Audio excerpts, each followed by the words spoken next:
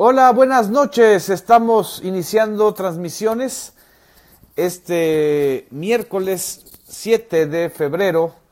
Buenas noches a los que se están sumando, a los que nos están viendo aquí en Facebook Live a través de la página de un servidor, de Genaro Villamil, de la página de la revista Proceso, de la página también de Homo Zapping. Muchas gracias por estar aquí con nosotros.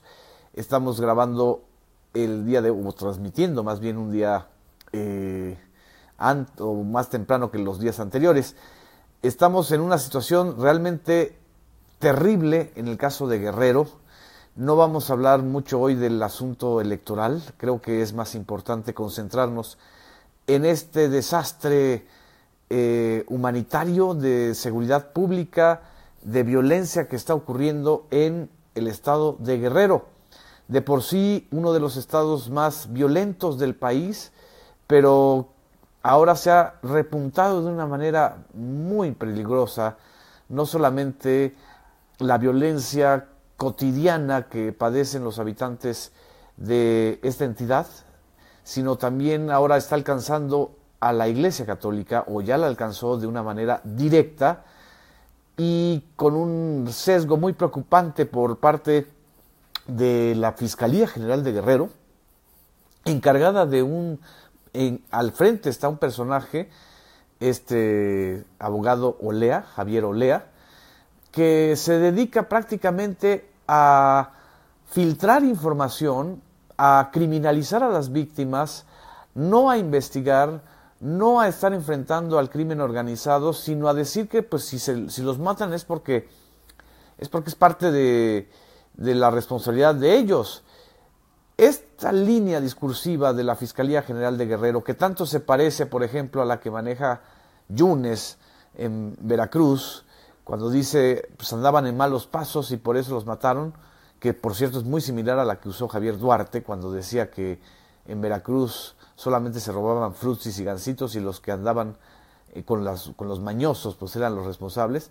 Se parece también a lo mismo que dijo Felipe Calderón en muchas ocasiones, que se les hablaba de las masacres cometidas bajo el pretexto de la guerra contra el narco, como ocurrió en Salvarcar, Ciudad Juárez, o con los jóvenes del TEC de Monterrey, los dos jóvenes estudiantes del TEC de Monterrey, que eran excelencia, y que él mismo, de una manera grotesca, dijo que seguramente eran bandas de pandillas rivales. El caso de Guerrero es muy, muy preocupante, porque ahora ya el asunto trascendió al nivel de la nota roja y del recuento de muertos. Ya está el obispo Salvador Rangel Mendoza y el propio candidato a la presidencia de Morena, Andrés Manuel López Obrador, están criticando, cuestionando esta grotesca actitud del gobierno de Guerrero. Astudillo efectivamente no ha podido con el paquete, como aquí me están comentando, pero no solamente dejen que no han podido, está criminalizando a las propias víctimas. El contexto en el que se realiza este episodio que les voy a contar es uno de los contextos más violentos en la historia reciente de Guerrero y del país. Tan solo en el 2017, en Guerrero se cometieron 2.318 asesinatos, más del 10% del número de ejecuciones totales en el país. Y en el 2018, en enero, fueron asesinadas 138 personas. Hace 2 días, el 5 de febrero, 2 sacerdotes y un maestro fueron ejecutados en la carretera Taxco-Iguala. Esa fue la información que recibimos en cercanía con Chilapa. De hecho, los 3 regresaban de un festejo con motivo del Día de la Candelaria en la comunidad de Juliantla, en el municipio de Taxco, según la información. Los 2 sacerdotes asesinados fueron o se llamaban Germaín Muñiz García, párroco de San Cristóbal en Mezcala, e Iván Añorbe Jaimes. Estos 2 sacerdotes engrosaron la lista ya de 21 sacerdotes asesinados en el sexenio de Enrique Peña Nieto por el crimen organizado. 6 de estos 21 sacerdotes asesinados han sido asesinados precisamente en Guerrero.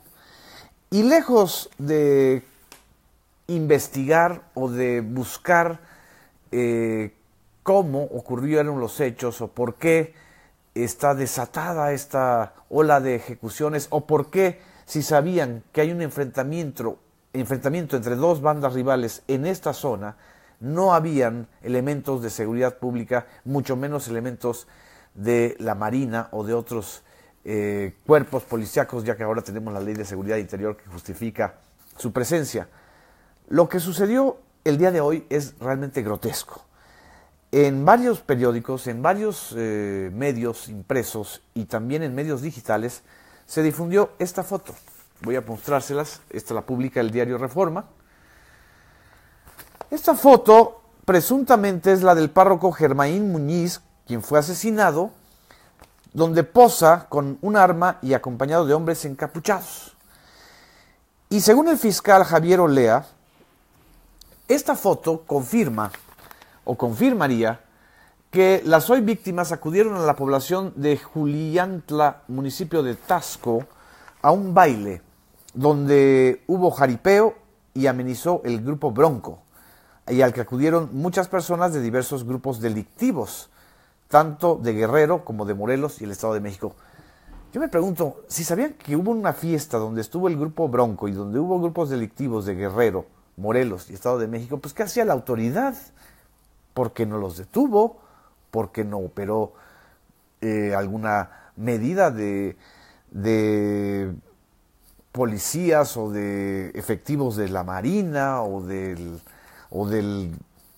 los elementos militares que están en la 27 zona militar de Iguala? ¿Por qué no los atacaron como atacaron a los 43 estudiantes en Iguala? Bueno, pero sigue su relato. Dice, de los antecedentes investigados, se desprende que el sacerdote Germain Muñiz García fue fotografiado portando un arma de fuego de grueso calibre y en compañía de hombres fuertemente armados, describió Javier Olea. Y según el relato del mismo fiscal, hubo dos circunstancias que provocaron la ejecución de los sacerdotes. Una, que durante el baile se generó un conflicto, y otra, que el grupo delictivo del Estado de México, al cual no identifica, ubicó al padre Germain como integrante de una agrupación rival de Guerrero.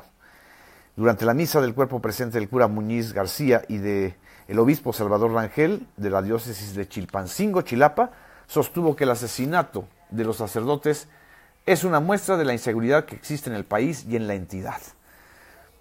Javier Olea, que es un abogado que defendió, por cierto, en algún momento a la compañera periodista Lidia Cacho y a la cual traicionó, según el propio testimonio de Lidia Cacho, ahora dirige la Fiscalía de Guerrero.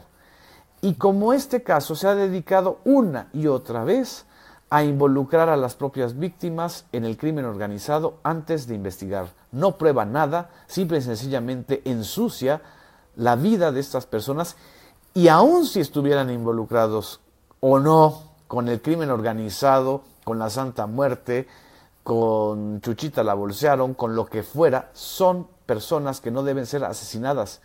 Ni siquiera los capos del narcotráfico merecen ser ejecutados y asesinados.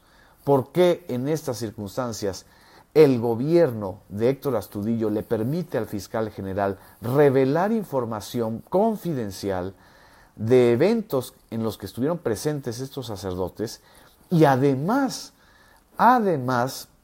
sin prueba alguna, estarlos involucrando en el crimen organizado como si esto fuera razón suficiente para que los mataran?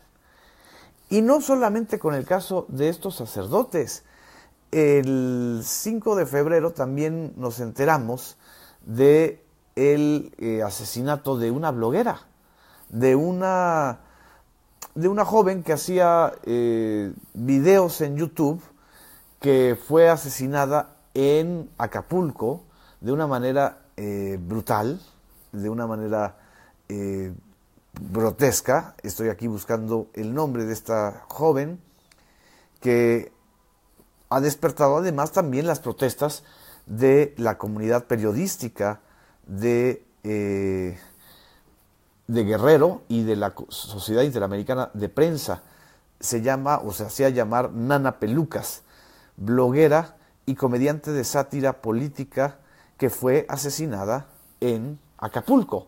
¿Qué está haciendo la Fiscalía General? Decir o filtrar que esta joven, Nana Pelucas estaba vinculada también con un grupo del crimen organizado, o estaba vinculado con el exalcalde priista Manuel Añorbe, o estaba enfrentada con el actual alcalde de Acapulco.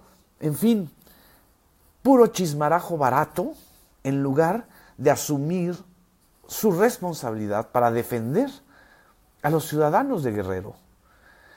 La Fiscalía no solamente se lava las manos, como dice Ariel Martínez, la Fiscalía de Guerrero ensucia a las víctimas, los criminaliza, como lo está haciendo y como lo ha hecho también Miguel Ángel Mancera en la Ciudad de México. Acordémonos del caso reciente de este joven Marco Antonio Sánchez, al que prácticamente lo están queriendo señalar como consumidor de drogas y como responsable del levantón que padeció, de haber sido golpeado y de haber sido violentado en su integridad personal y quizás hasta drogado.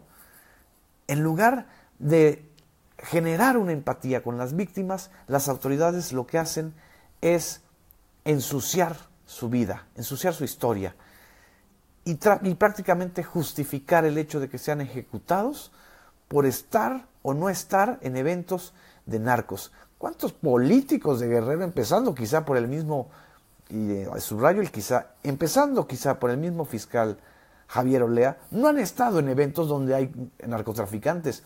¿Eso justifica que mueran baleados, que sean ejecutados? Sentarse a la mesa con un político que a lo mejor lava dinero, ¿es justificación para ser ejecutado? Eso es justamente el país del que estamos ya cansados, del tipo de narrativa oficial del que estamos hartos.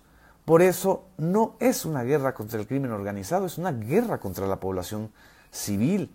Por eso el día de hoy creo que López Obrador dio uno de los posicionamientos más claros respecto a esto.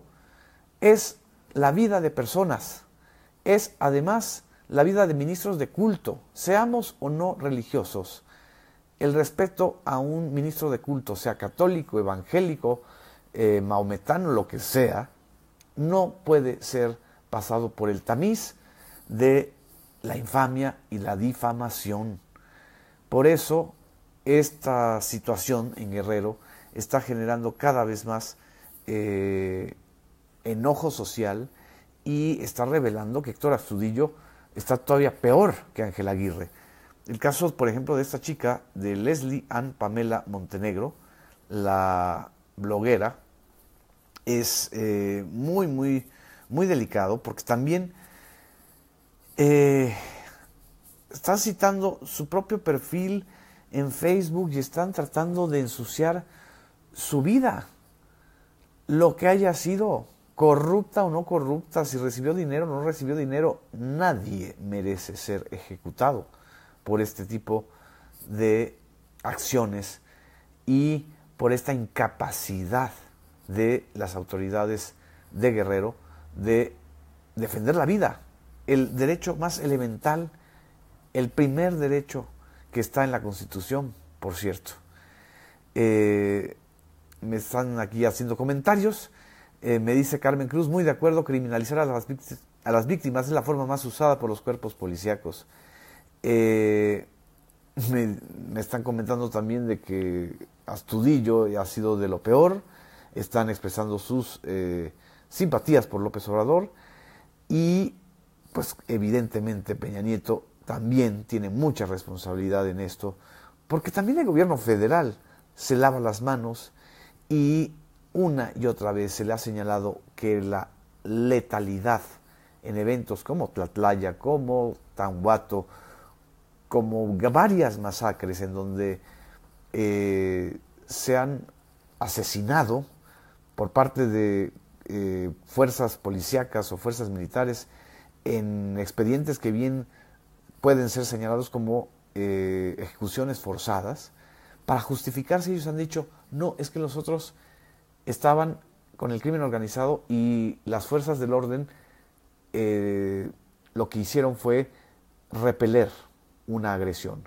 Y como se ha demostrado en casos como Tlatlaya o Tanhuato, no fue un enfrentamiento, fueron ejecuciones.